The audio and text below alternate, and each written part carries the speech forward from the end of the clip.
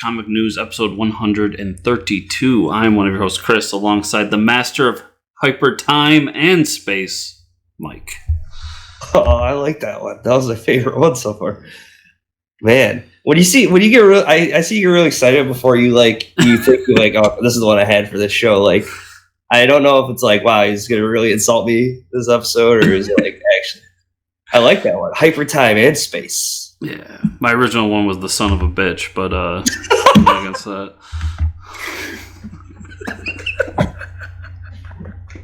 Oh man! Today on the show, we have. Man. I'm not salty about the Antonio Brown situation. Not at all. Yeah. Wow. Well, so today on the show we have Dan Walters, everybody, writer of The Devil Within. 2 issues out now, and it's very mythical horror book. It's really cool. The art's really good. So we're going to be talking to him, and hopefully you'll check out the book after that. Good dude. Lives in New York. Writes comics. I mean, let's just buy the book. Come on, support him. Anyways, let's jump into the news. I watched It this week, so we'll talk about that. It Part 2. Which makes a real, whenever it comes out, it makes for really confusing text messages between people when I'm like trying to talk to them about it. Because like one of my friends is like, it time, and and everybody in one of the group chats is like, it's time for what? And then like people are posting pictures of beer, and they're like, yeah, it is time. And I'm like, and then like we didn't hear anything for 3 hours later. He's like, oh, the movie is good, and I'm like, oh, that's what he meant, the movie. Yeah, I don't know. Maybe it's just me. And we got some new. We finally got an announcement for the Watchmen. Yes, on HBO. In October 20th, man. Yeah, I'm excited. Also, I mean, so much stuff happening. So many cool. You got Joker coming in October.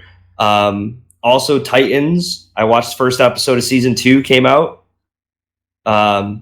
Which I'm really upset because it was basically I don't know why, and I saw this a lot of people online. It was a solid episode, but like it should have been the season finale of season 1, because basically it just finishes what happens in the last episode where they're like confronting Trigon, and then by the end of the episode they're like the Teen Titans, like they go to the Titans watchtower and stuff. Like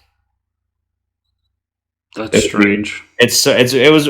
The pacing was really almost like this. Like this would have been a season finale to talk about. You know what I mean? But I don't know if they were just not ready to release it yet, or I don't know, some weird stuff going on in WB. But it was basically a season finale in the first episode. I almost wonder if that app was more of a success than they thought it would be. Mm-hmm. And now that it's kind of rolling, they're kind of chasing themselves. Like, oh shit! They're like, we need more time. Wait, release the season finale next year. But it's solid. I mean, Raven finally gets her powers, which isn't good acting, by the way. She still sucks at acting. Thank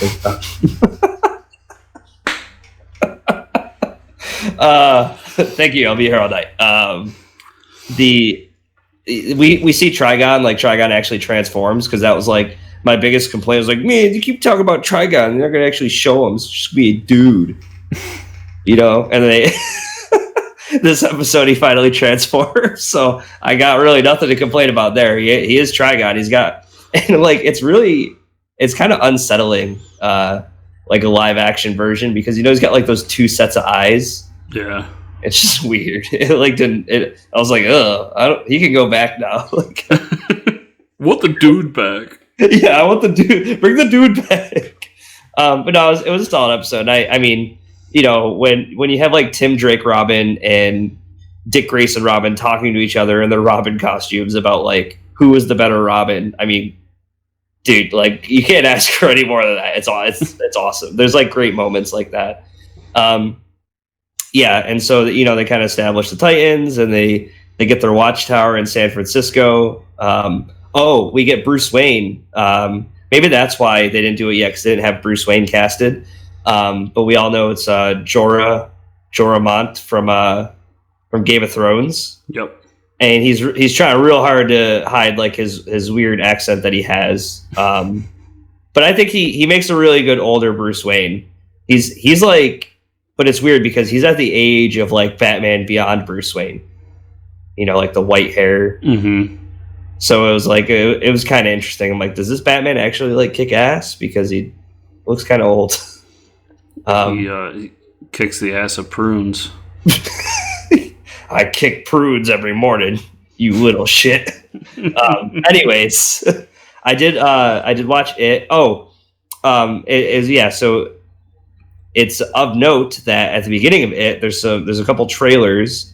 New Christopher Nolan movie. I don't remember the name, but if you watch it, it's like 15 seconds of like a guy looking at a bullet hole, and then like him just like running with a gun, and it was like I don't know what any of this means, but Christopher Nolan doing it, so I'm gonna go see it.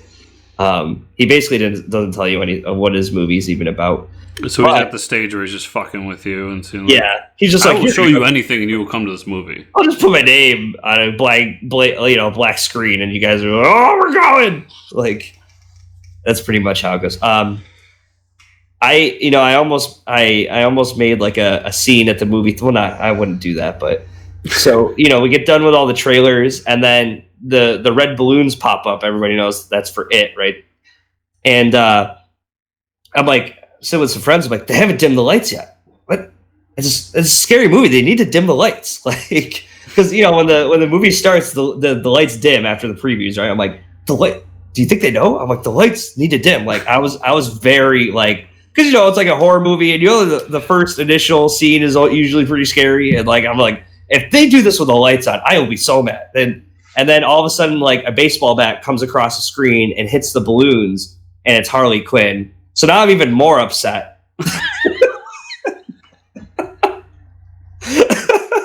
It's even worse. No, but it was a special surprise teaser for Birds of Prey.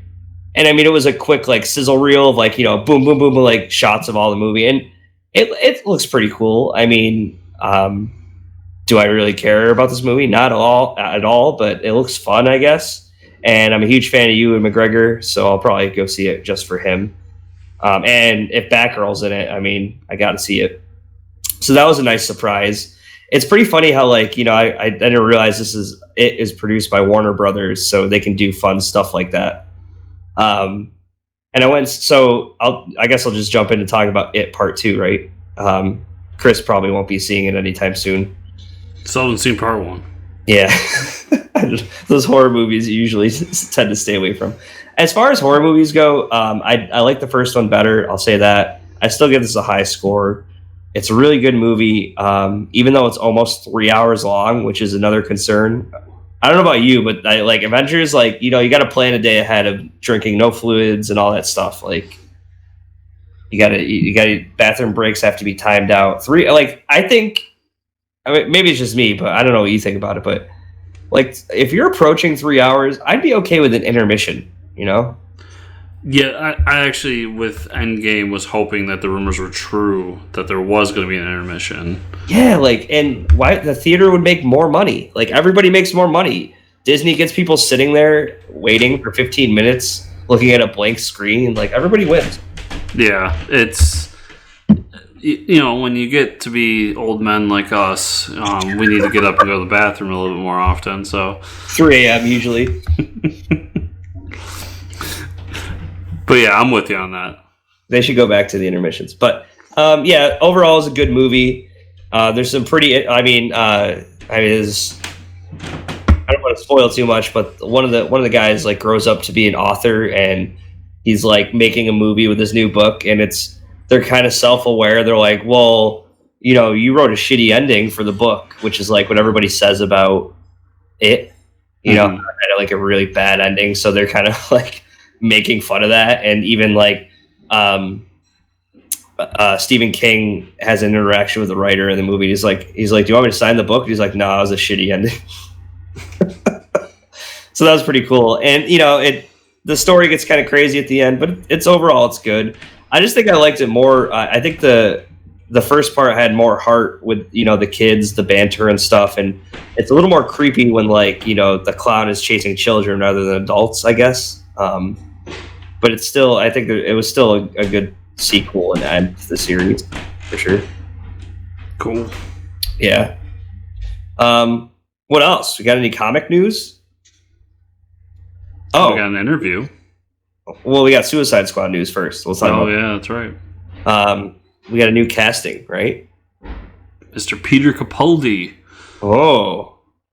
Who's done nothing of importance, so yeah, not really sure who he is. Do we know who he's playing? No, we have no clue. Oh. Someone British? Captain Boomerang? Oh, yeah, we talked about that, right? They haven't said if Jai Courtney's coming back as Captain Boomerang. Yeah, I don't know. I think they're going with a whole new cast. Like, this is kind of a reboot. Like, except for Harley Quinn. Well, yeah. Yeah. So, because I remember James Gunn was, like, all grouchy about people calling it Suicide Squad 2 because it is really kind of a reboot. It's not the same, but I'm keeping some of the people. It's like, well, is it a sequel or not, dude? Come on. Yeah, like, it's weird, but yeah. So I don't think, because Will Smith obviously isn't coming back. I think it's really just Rick Jones and Harley Quinn, right? Yeah. Yeah. So I guess we'll see. We'll see. Maybe he's Polka Dot Man. You wish. All right, let's cut to this awesome interview with Dan, and we'll see everybody on the other side. So welcome back, everybody. Today we have another very special guest. Welcome to the show, creator of The Devil Within, Dan Walters.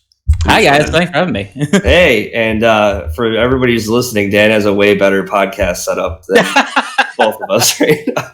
I swear you caught us at a bad time because Chris had just moved. So like usually you look at like older videos, he like surrounds himself with like a comic book corner in his room. He just moved, and then I told you my application shit the bed least recently, so I got to get a new CPU. But I do a podcast on a weekly basis as well, and actually the co-host that I usually have just moved 2 weeks ago. So like we're kind of in a weird transition place of not really knowing how the new setup's going to work, but we're going to try to keep it going. So what's your podcast? You can plug it. Oh yeah. So our podcast, if you find it on YouTube, it's called Brain Wreck Show, and it's basically just two guys that slinging jokes, talking about pop culture, that kind of thing. So it goes off the rails real easy, real quick. Oh yeah, so. Yeah. Like there's some weeks where that's how we started off, and then we're like, oh, maybe we'll talk about stuff that like instead of us just talking to each other because we're not very interesting. But and then eventually we were like, well, we have to have a subject. Maybe we'll pick comics. Right. Try to start off as Star Wars, and it was like the Star Wars hype started to die down. It was like, okay, we got to. Right. Yeah. Well, at least comic books. All comics is always going to have that niche market, that niche audience. I don't think even with the transition to digital, I don't think the fandom is really going to go anywhere anytime soon. So it's a good spot to land on for sure.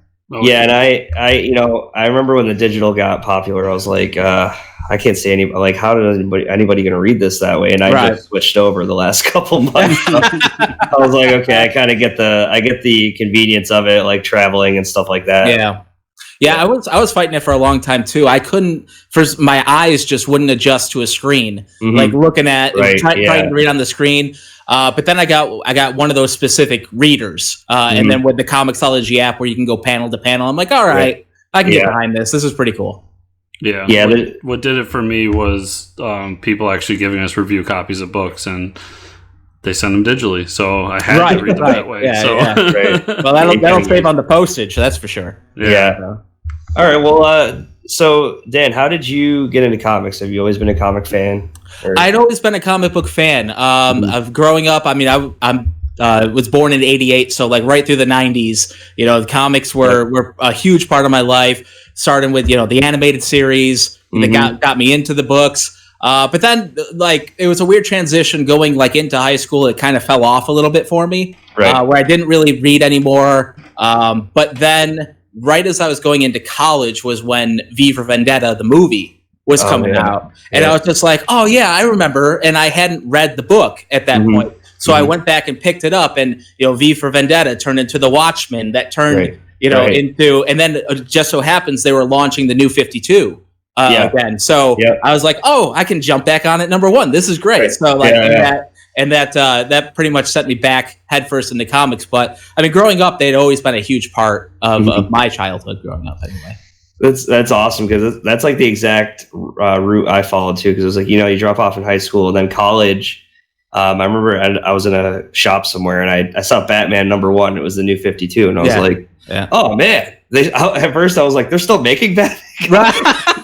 Like, wow, he still got it, man. Wow. And then that was like jumping into the Scott Snyder, Greg Capullo run. It was like, oh my god, which is genius work by those two. Yeah, and I was like, this is amazing. Yeah. To our listeners, this is my DC expert here. Right here, Mike. Yes. Oh, so you're a Marvel guy. Is that right? Marvel, yeah. Okay. Yeah, I could never do mutants, man. I could never get into it. Like aliens, I've got no problem with, but mutants, for some reason, it just, I don't know, wasn't my thing. I couldn't until about a month ago, and then I'm on the mutant train. Hickman does it to me every time. Yeah. Hickman's writing it, so I don't know. Not for me still. But so, okay, I mean, you started getting back into comics in college, and what made you want to write a comic? So I kind of have a bizarre story a little bit. At least I think so anyway. So when I was in high school, right around the age of 16, I got really heavy into professional wrestling. And I actually trained and became a professional wrestler for 10 years. In central New York, we had a small independent company called 2CW, and I was one of the wrestlers on the roster. So for 10 years, I did that, and then I had an injury where somebody dropped me on my head and my neck popped, and it scared me just enough. I couldn't feel anything for a little bit, but then it just scared me just enough to stop. I was like, okay, that was a close call. We need to move on. So, so I'm sitting there at I'm 25 years old. I've essentially accomplished my childhood dream of becoming a professional wrestler. So I'm looking around and I'm like, well, what do I do now? What's next? And then, like I said, that was right around the time. I mean, at that point I had already been really back into comics for about 5 years. So I'm just like, you know what? Let's give it a try. Cause I had actually, I have written some, television script, some pilots, things like that. Nothing that really ever took off or anything, but I had a little bit of writing experience. So I was like, this is something new. This is something different. It's kind of a bucket list type of thing. So why not? Let's give it a shot.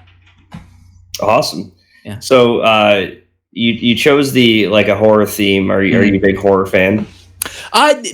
Funny, not really. I'm more of a supernatural type of fan of just more of the folklore aspect of it. I just like the idea of how storytelling was used to make sense of the world. That kind of that look into the human mind as to how that works is really interesting to me.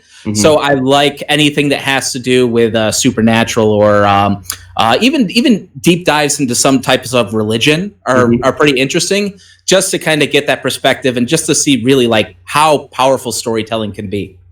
Wow, that's probably one of the best answers. That was really good. Thank you. Yeah, so let's talk about The Devil Within. All right. So, was this an idea that you had, or? It's interesting because when starting to write comics, anyone who's starting to write comics will quickly find out there's no right way to write comics. So I'm the type of person where if you give me instructions, you give me a layout, you give me a format, I'm golden. I'm great. It's awesome. Going to try to find that in comics is non-existent. So I was like, okay, well, how do I do this? So I started to just kind of piecemeal a story together. And of course, everybody's story, they're like, oh, this is genius. This is brilliant. This is going to be the greatest story ever. And I was just like, well, I can't have my first comic story be my work of art kind of thing. So I was like, let me come up with a secondary story to get started. Turns out that my first story is terrible. I'm never going to release that ever. But my second story turned it out to be The Devil Within, because I had heard this folktale of the Prussian kissing devil. Are you familiar with that at all? No, yes, I am. I'm not. You are? Okay. You get to tell what is that? So you want to go ahead? Oh, I was going to say, are you a TESD fan then? Absolutely. There it is. Okay, go ahead and tell the story. Yeah, sure. So basically the Prussian kissing devil, the long story of it, or the long short of it, is that there was an old village where this woman gave birth to a deformed child, and the villagers drove it out, and the child ended up dying. However, when the child's skull was found, it would grant wishes to whoever had it, but there would always be like a twist on it, and it would always end terribly. So I just loved that idea of a skull that something can emerge from it that's going to be bigger than real life. And at the same time, I went to college for English literature. So I was taking this class. It was a horrible class. But it spawned this comic. So like, I can't be too mad at it. It was British Literature 1.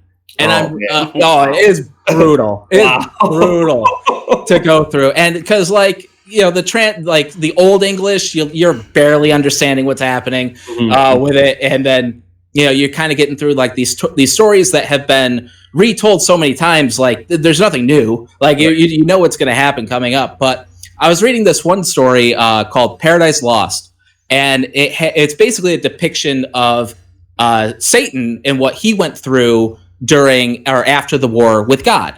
So you kind of get like this perspective from that point of view. And there was the scene in the story to where the other demons that fought alongside Satan disagreed with him. They weren't 100% behind him. And I'm like, what? That is a concept I can run with, is the demon who feels like he has no place. He's no longer accepted in heaven. He doesn't like it in hell. He can't, he's not willing to go along with what Satan wants to do. What happens then? So combining the two elements of the skull from the Prussian Kissing Devil with that concept, that's where I started developing the story for The Devil Within. Awesome. Yeah, so give us what's the plot synopsis? Sure. Yeah. So this is my fast pitch whenever I go to Comic-Cons and I'm trying to like grab somebody who's walking by real quick. I'm hold on. Give me 30 seconds. Yeah, let me give you a free sticker. You listen to my pitch, and then we'll go from there. But this is basically what I tell them. I said it's a small scale story in a big world. So you have three friends. They go out on a ghost hunt to an abandoned farmhouse. They're from this small town in Colorado. So they go to this abandoned farmhouse, and when they're there, they discover this kind of like hidden cellar basement. Where they go down and they find this kind of satanic worshiping room that nobody ever knew was there. So in that room is this skull, and they can't believe what they're finding. They tried to go out on a ghost hunt. They find this hidden room, and when one of them touches the skull, that is, they become possessed by a demon. So the story is going to follow the main character and the demon is going to act as sort of a guide, like I like to compare him to like a messed up Jiminy Cricket type of character. So where he's going to be telling the main characters things about his friends, things about his family, things he really shouldn't know about them, nor should he really want to know. And he kind of has to decide, do I believe the demon? Do I believe my friends and family? And then the demon is also going to kind of, in certain situations where the main character feels threatened, the demon is going to take over his body and sort of wreak havoc on the world around him. So the main character, who is Adam in this story, Adam has to deal with the consequences of what the demon's doing to his life, while also questioning who his friends are, who his families is, and he really kind of builds his morality based off of the decisions that he makes. Wow. Yeah, that's really cool. Oh, thank you. Yeah, so how many issues you got out right now? Sure. So we got issue 1 and 2 out right now. Number 3 is currently in the works. We're starting to get some of the final art back for it, and it looks incredible. I'm so happy with it. But we're hoping to be launching the Kickstarter for that before the end of the year. It might run into next year, depending on how production things go with that. But the first issue we did through Kickstarter to get the funding for, which was a great success. The second issue, we did a pre-sale through Indiegogo. I'll say I like Kickstarter better, but we're going to leave it at that. But that also we met our goal for, so we are hoping to continue on with that kind of crowdfunding method to go on to the third. And who is working with you with the art? Sure. So the artist we have, his name is Henry Ponciano. He does the art. You may, for those of you that like indie comics, he's an artist with Alterna Comics. He does Tinseltown. He's also done there's another book, not for Alterna, but he's done. I'm gonna forget the title of it. Sorry, Henry. It's Children of the Vampire Hunter Slayer, something like that. Mm-hmm. You can find it on Comixology for that as too. I think his art works really well for the story. Yeah, his work with Tinseltown. I haven't read the Child Vampire one, but Tinseltown is one of my favorite Alterna books. Yeah. He's an amazing artist. He has this tremendous style of realism, kind of matched with sort of like an anime-ish type of style, and that really kind of gives you like this nice, clean look. And then when you add it with the black and white, it kind of adds to that horror, classic horror style that we're going with for the book. And how did you hook up with him?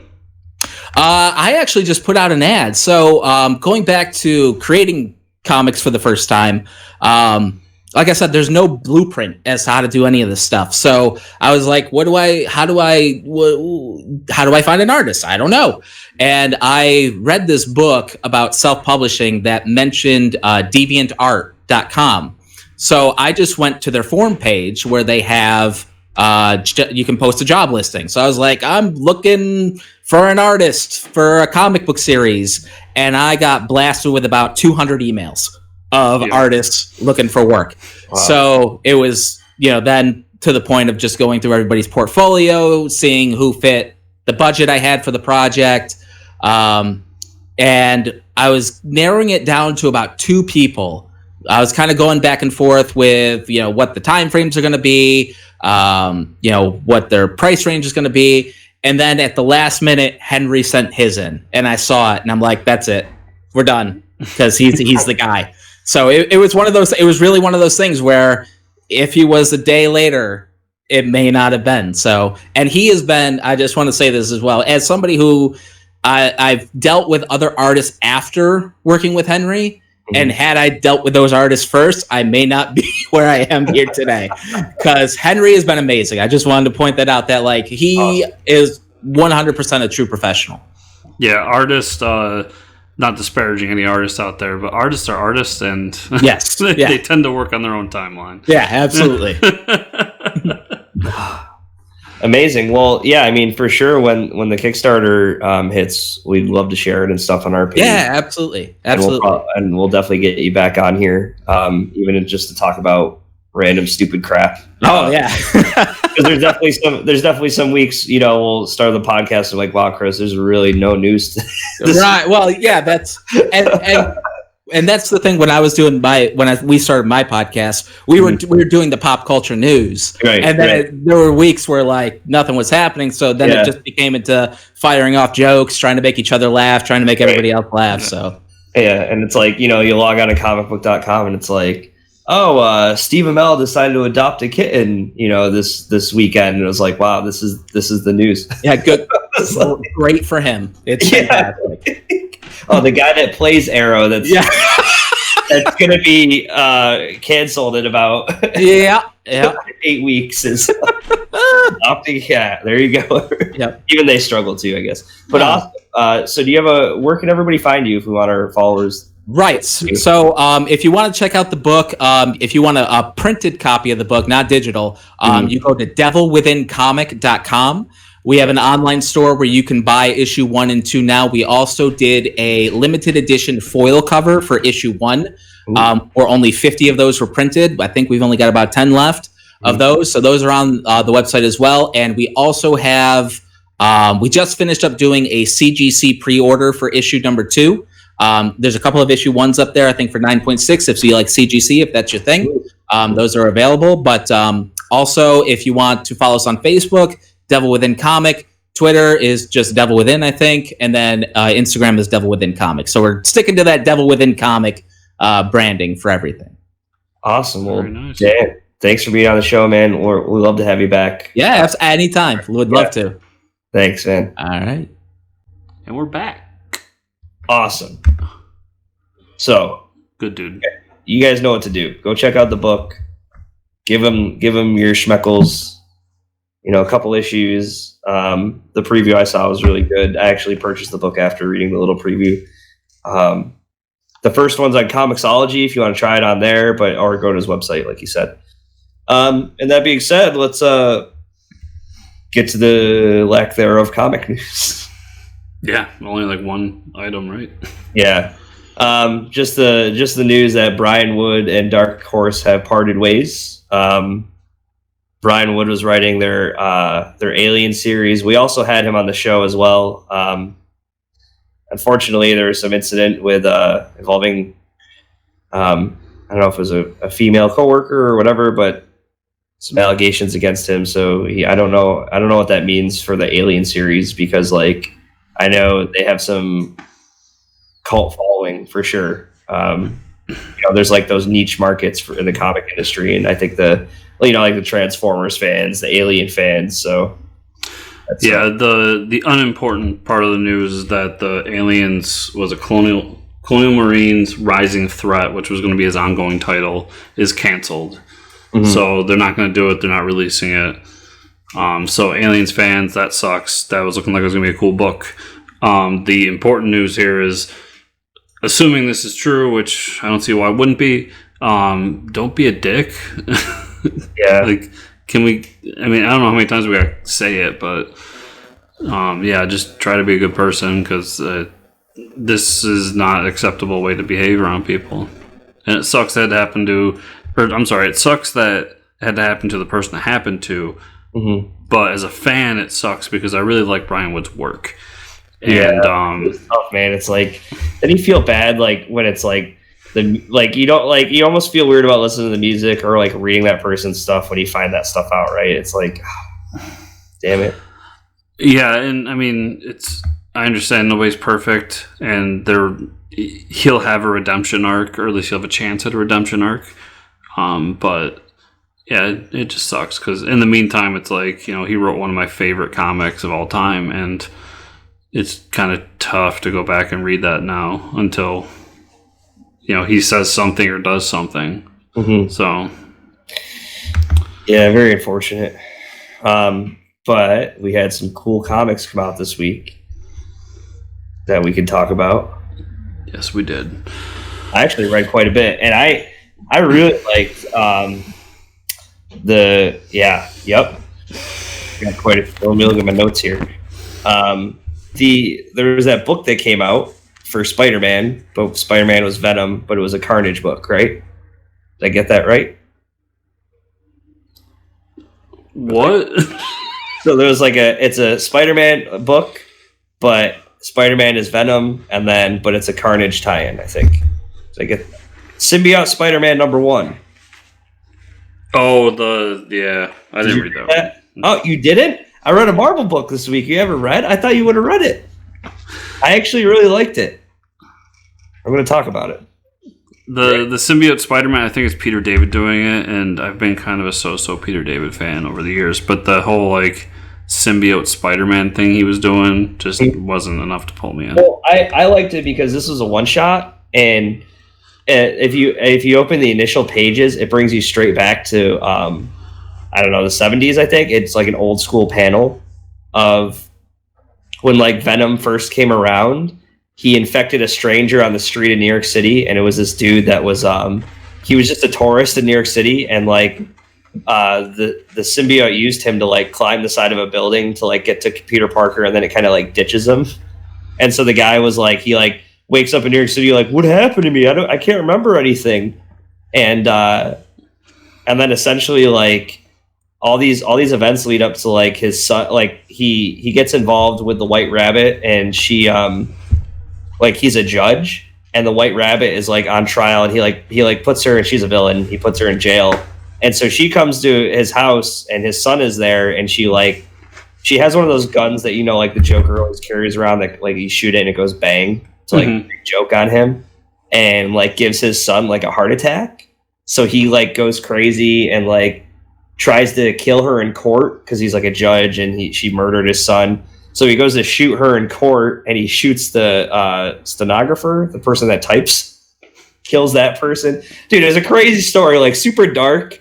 And the idea behind the Carnage series is that Carnage is going around collecting all the pieces. So technically he has a piece of the symbiote, even though back in the continuity of Spider-Man, this one stranger in the 70s got. So it was pretty cool to see that Carnage came and killed somebody. He's yeah, please kill me, because he finds him on death row, and he finds out that he has like cancer on death row. So it was like even darker of a story. It was a really cool one shot. I liked it, not knowing anything about the characters. It was like we had this one character in continuity that we had to pretty much, tie up this loose end. Yeah, I thought it was pretty cool. Doomsday Clock 11, man. You want to talk about that book? Yeah, let's do it.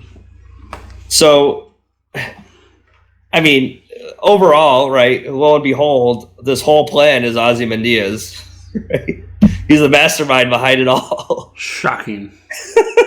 Could you imagine that was his whole his plan to recruit everybody, to get everybody mad at Superman? Like, who would have thought, right?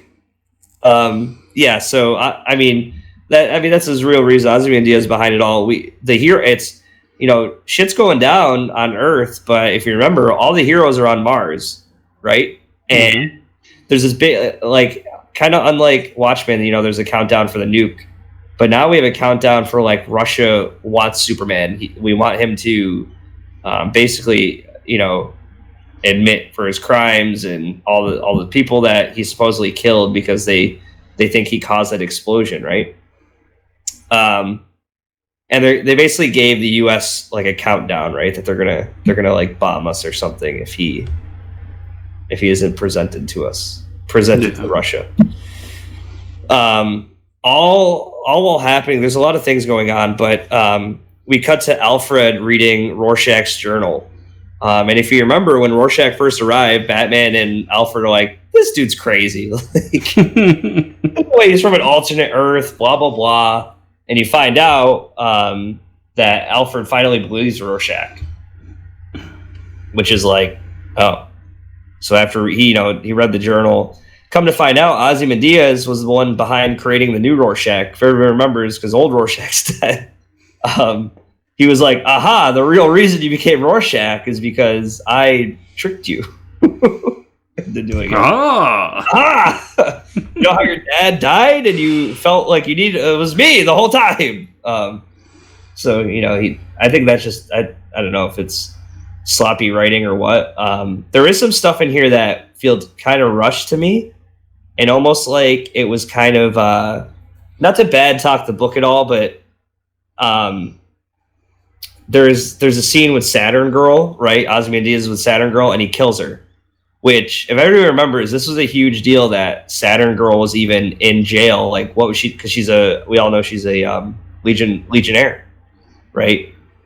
So what does that mean, man? They decided halfway through Doomsday Clock, they're like, oh man, we're gonna give Bendis wants a Legions book, so do that. Well, it's not even that they killed her; they took her out of the timeline altogether. Yeah. Oh yeah. She gets completely forgotten, right? And she just kind of disintegrates. So my opinion of issue 11 of Doomsday Clock is villain monologue the issue. Yeah. Okay, I get that. That's what we got, and it was just quickly to explain everything so that issue 12 can be the big fight. It sucks because the last two issues were really good, and that was after kind of the first, was it 7 or 8 dragging along. Mm-hmm. And then they're kind of this big continuity change and stuff you wanted. We can't really do that. They're like, we can't really mess with any of that stuff. So just kidding. So it's not a bad book, but it's a disappointing book because it was hyped up and promised and this and that, and it's holding up other projects, and we wait so long in between issues. Right. This book had no chance, and I mean, maybe next, 4 or 5 months from now, when we get issue 12, it ends up being an amazing ending, and I eat my words. But it's been a real down and up. I heard some stuff about Gary Frank too, that he was running behind, or I don't know if there's issues with him. But I've heard. Okay, so Gary Frank's never been a quick artist. We all know this. I've heard stories on both sides. I come back to there's a common element at DC right now with a lot of delays, and his name is Jeff Johns. Shazam's delayed, 3 Jokers delayed. Doomsday Clock can barely get out on a every 4-month schedule. Is it Gary Frank's fault? I don't know. Is it Jeff Johns' fault? I don't know. But I see a common denominator, and his name is Jeff Johns, and I kind of put the blame on him at this point, because if it was just this book, I would be like, Gary Frank, you should have picked someone else, because obviously Gary Frank wasn't going to be able to do this in the time you wanted. Right. But it's 3 books, and 3 books I really want. That's the thing that sucks. Yeah, I know. Yeah, Shazam too. Shazam was so good, right? Yeah, now it's lost all momentum, because it's just it's been like 2 months since we've gotten one, and we're probably looking at October, November before we get another one. Crazy. Yeah. Yeah, I don't know what's going on. I did read. Hey, I read Jedi Fallen Order Dark Temple #1. Wow. I did. I was like, I looked at the list of Marvel comics. I'm like, what would Chris read this week that he would talk about, and I want to talk to him about? And I was like, oh, there's a Star Wars book #1. Here we go. This is actually a tie-in with the video game coming out. Correct. So I guess it gives us a little glimpse into the timeline, right? And what as far as like the status of the Jedi, and you've always talked about Inquisitors, right? Yeah. Yep. And how like badass they are, and I've never actually, across my Star Wars, I've never really encountered one. But this kind of starts off with the Inquisitor landing on the planet, and is like, all right, you guys are taking too long. What the hell's going? Like, let's just kill everybody and get out of here. That was pretty cool, and they look badass too, right? And then they get rumors that there's a Jedi on the battlefield, so that was pretty cool. At least yeah. And then we get like a really cool background of these 2 Jedis on this planet, and how they got to this planet and their journey. So we got 2 new characters here. That part of the story was interesting, but not the most thrilling Star Wars thing I've ever read. I'm interested to see how this connects into the video game. If this is the planet that, because I haven't read much about the video game, because it says Star Wars, I'm buying it. Yeah. So I don't know if it is the planet that we're going to be on during that game, if this is like the temple we're based in, or what it is. But I'm interested to see how that all comes together. Mm-hmm. And shooty lightsabers, I'm down. It was fun. Yeah, it was cool. Another thing too I thought was cool, when the Inquisitor lands on the planet, they're like, oh, there's rumors of a Jedi, and someone keeps saying, yeah, I heard the Jedi did this, I heard the Jedi did that. That's like, that's where the hope in the galaxy starts. You know what I mean? Like, the stormtroopers are scared shitless because they hear there's a Jedi on the planet, and that makes it up into the ships, and then it spreads word through the rebellion, and that's like, you can see how it begins, like the propaganda itself of just having 1 or 2 Jedi on the battlefield, and that was pretty cool. You know what I mean? Like, it just ripples out into the universe, and they're like, "Oh my god, the Jedi are coming for everybody." I thought that was cool. So we talked about how they got rid of Saturn Girl, and that was kind of lame. But Legion of Superheroes Millennium was pretty awesome. Did you like it? I did, and I didn't at the same time. I liked it, but then it was like, it kept teasing me to where it's like, you're going to see some cool stuff, just not yet. Here's where my issue comes from. Okay. And it's leading up to an ongoing series, so take it with a grain of salt. But the title is Legion of Superheroes Millennium. There's no Legion of Superheroes in this book. Yeah, you're right. Yeah, that's true. There's no, okay. I see what you mean now. But the story was cool, especially for someone who's been reading all the Superman stuff, because it is about Rose and Thorn, and how Rose finds a way to cure herself of Thorn. Mm-hmm. And for those who don't know, Rose is a character who has a split personality, and her split personality, Thorn, has superpowers and becomes a vigilante / villain / whatever she wants to be. And Rose finds a way to cure herself of that through innovation of medication, and then slowly starts to realize that she also has a superpower. It was just not one that is obvious, and that is that she can basically live forever. Mm-hmm. And we see her kind of through the millennium, going through different stages of the DC universe. One, I laughed really hard when I started reading it and Commandy showed up, because I know how much you hate Commandy, Mike. Dude, he's got to stop. They got to stop forcing this Commandy kid on me every time, dude. It's like, why is it showing up in my Legionnaires book? Oh my god! I love that they threw in Batman Beyond and kind of that was cool. Reinstated that Batman Beyond is a part of continuity again. And they're like, she's like, "You're not the real one, are you?" Yeah. Like, no. But I want to see where this ends up, because she does kind of end in a time that I believe is the Legion time. I'm not that versed on Legion stuff, so bear with me.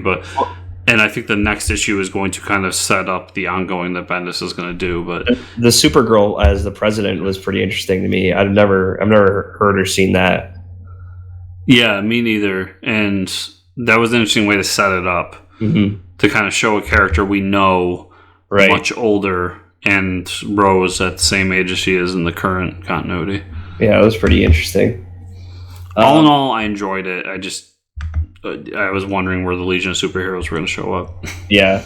So I guess I must have missed where they focused on this Rose and Thorn character. What book did she come from? Superman.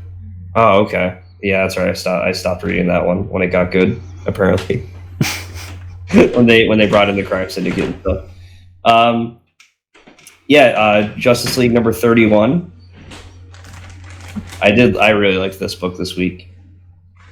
Just because we got the interaction between the JSA and the JL members, which is really cool.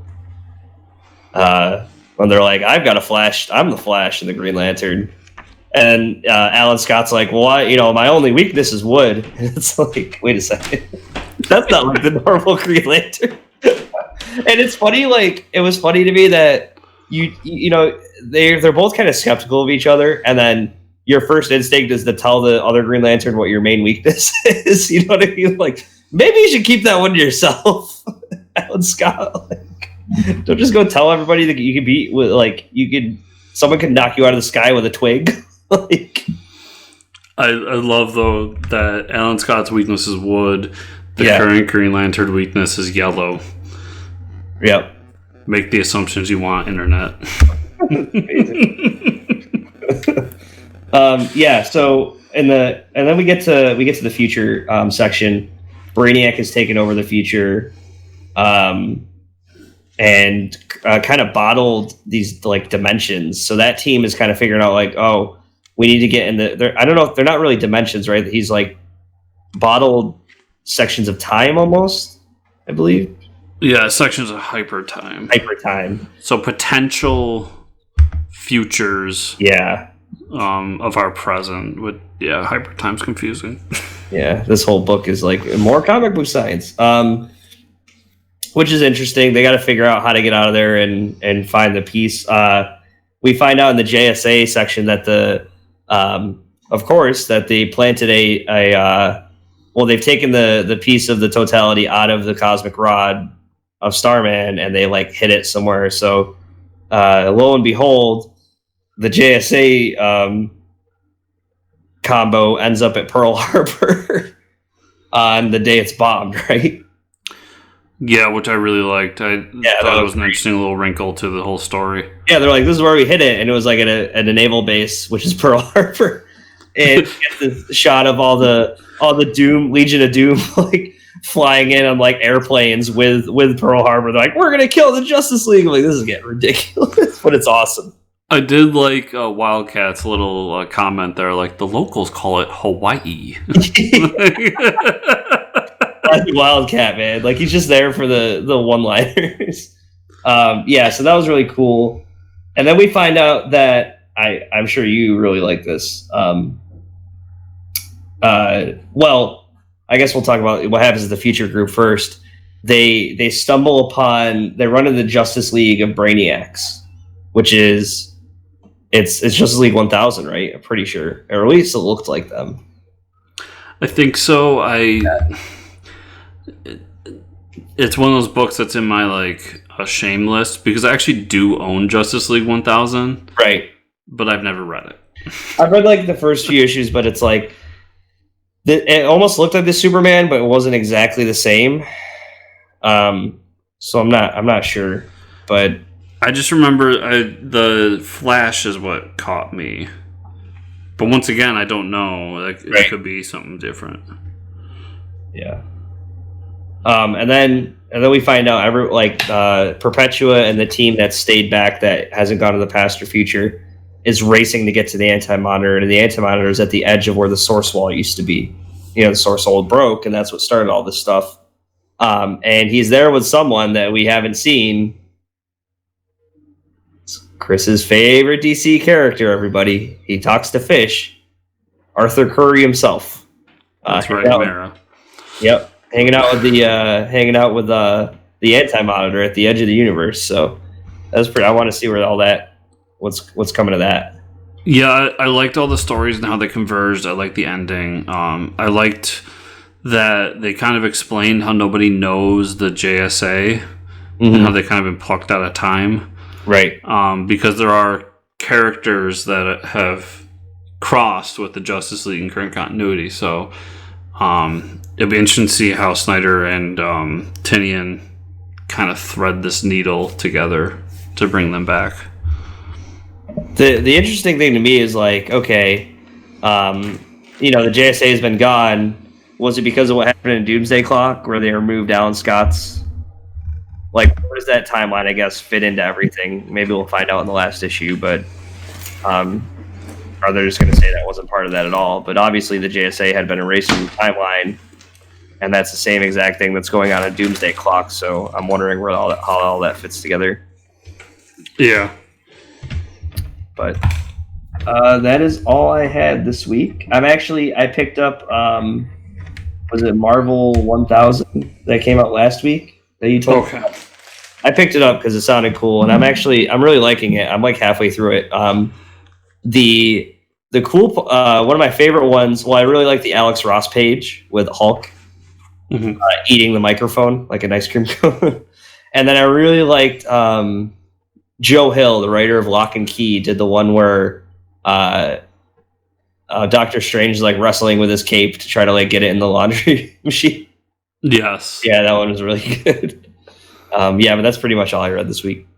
Okay, I'm going to do a quick run through of last week because of how we recorded. I didn't get to talk about a lot of them, but Absolute Carnage, Miles Morales, number 1.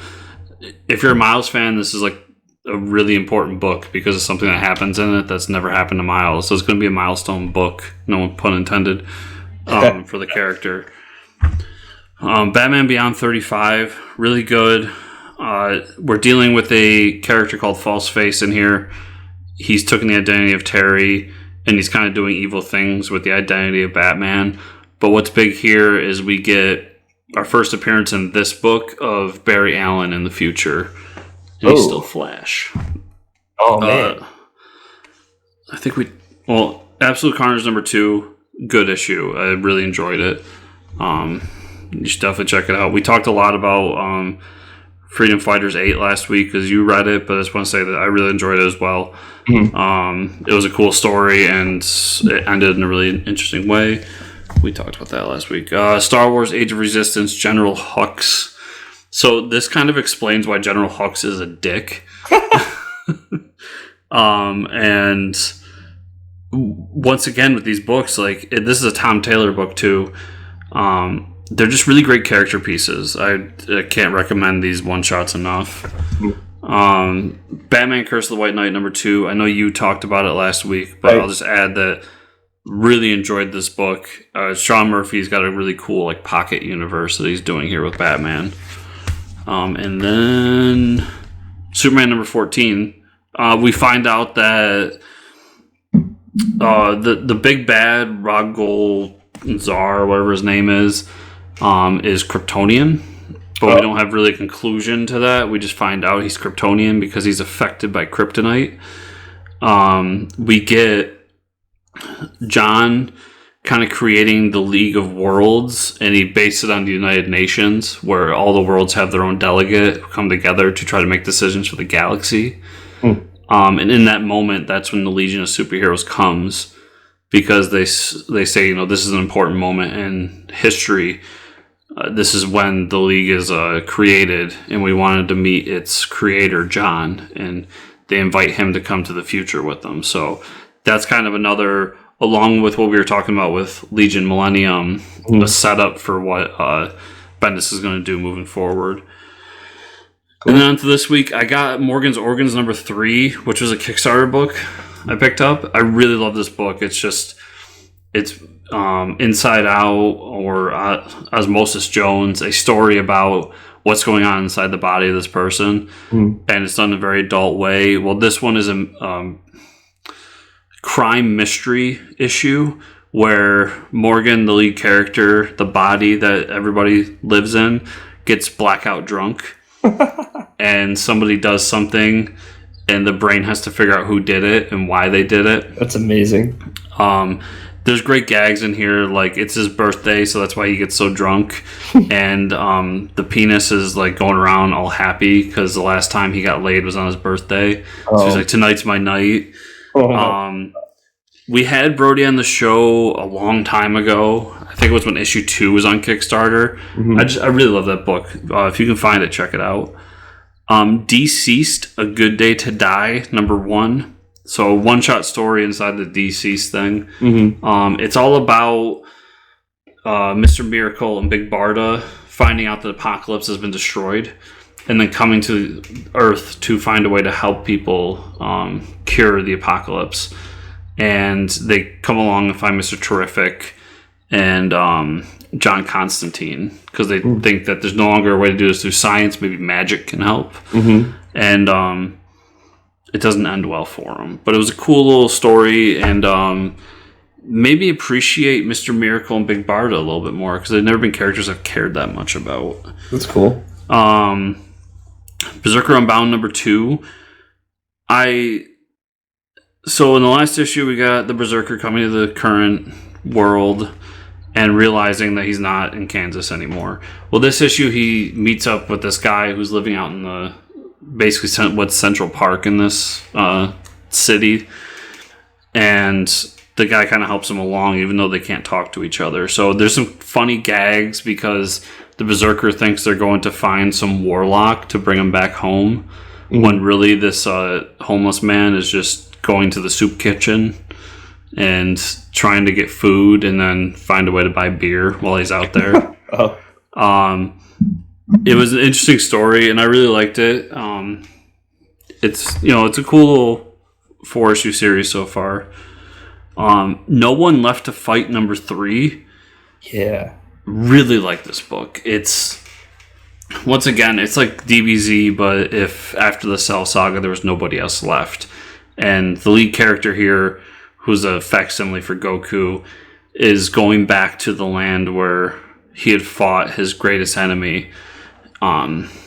And we get his story along the journey where he meets up with his old teacher, and then somebody who he went to school with who's always been in love with him.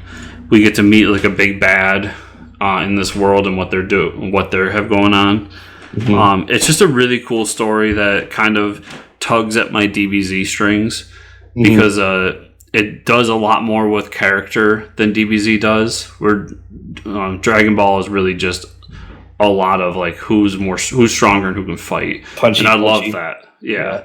But this kind of takes that kind of world and builds upon it with characters and more lore inside of it. So I really recommend this to anybody that's a Dragon Ball fan. Star Wars #71. We're nearing the end here. We still have 3 stories going on. The best of these 3 stories is the one with Chewbacca and C-3PO, because they go to this planet, they're supposed to destroy it. They find out that there actually is life on this planet. It's just that it's not life as we know it. It's these sentient rocks. And these rocks want C-3PO to join them because they call him like the living ore. And they can like communicate with them through different things.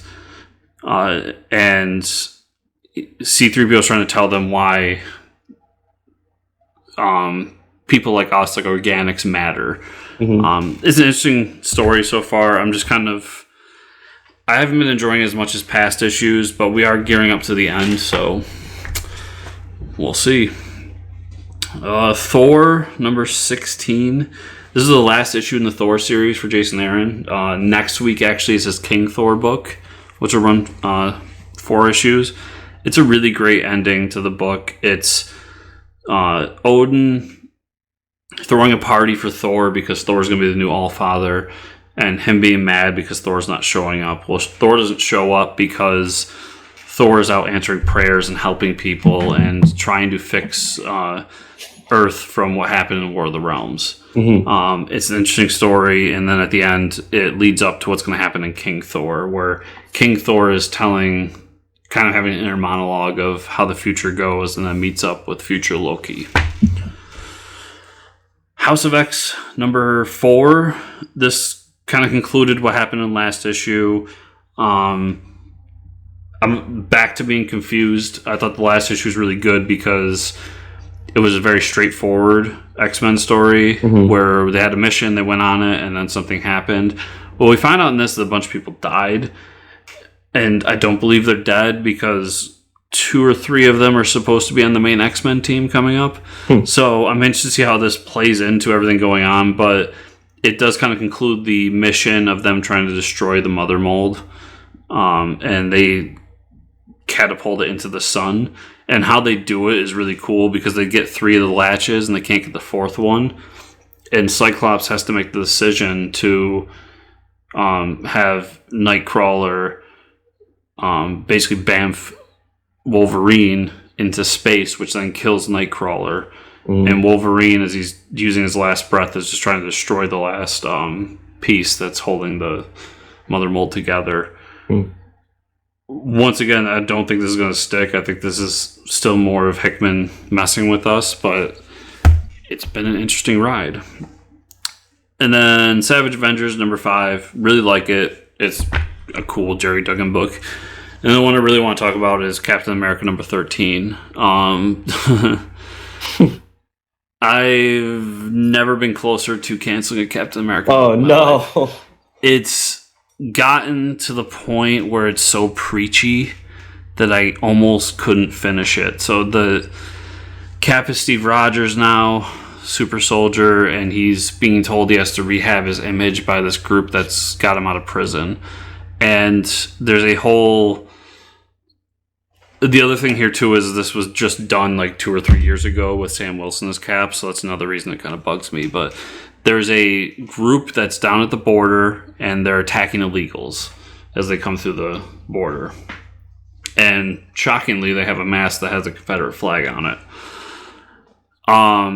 Cap's told like he has to go down there and help these people, and he kind of goes, well, not knowing that this like terrorist group is a part of it, but they're being arrested and they want to help them, but he's just like, but they're breaking the law. And they said, well, you know, we kind of broke the law getting you out of jail. And he's like, well, that's different.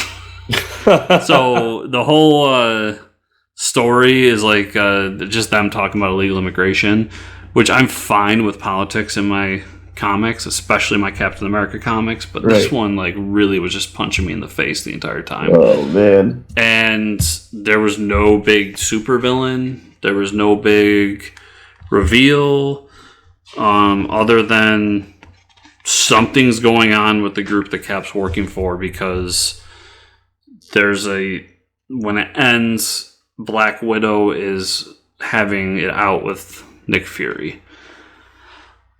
So, gonna ride it out for another issue or two, see, but this was the closest I came to making that text saying I'm done with Captain America until they find a new writer. That's how I felt about Batman too. So I know your pain. So it sucks, but I mean, hopefully it gets better. It's tough to just let go of your favorite character. He's hanging from the cliff. Do you let him go to the Soul Stone? Like, do you just let him go? And that's I was having this conversation, and to anyone out there listening that has their favorite character, I was having this conversation with somebody. I was like, he's my favorite character. I always get his book. The book's not good. At least I don't think it's good. Yeah, and it's tough because I want it to be good, and I don't want to stop reading it and then it gets good. But at the same time, my friend was telling me, he's like, yeah, but when you buy it every week, you're telling Marvel you like this book. Right. So, it's a tough decision, but we'll hang on for a few more issues and see. But that was everything. It was a big list this week. So, Mike, speaking of big things, where can people find you on the internet? Hey, the next biggest thing, Fortress Ricker on Twitter. Where can they find you and or the show? Well, they can find me at Fortress Chris or the show at FC_official on Twitter and FortressComicNews.com, where everything we do is right there on the Handy Navy website. Remember, everybody, if you're enjoying everything here, patreon.com/FortressComicNews, where you can throw us a buck and get my other show, the Bat Friends podcast, 3 days early. But if you don't want to do that and you just want to show your support in other ways, the best way is to go on iTunes or whatever podcast you use and give us a review. Or if you're on YouTube, to share, likes, comment, subscribe to the channel, do all that stuff. Every little bit helps, and we appreciate you. So thank you all for listening, and we'll see you next week.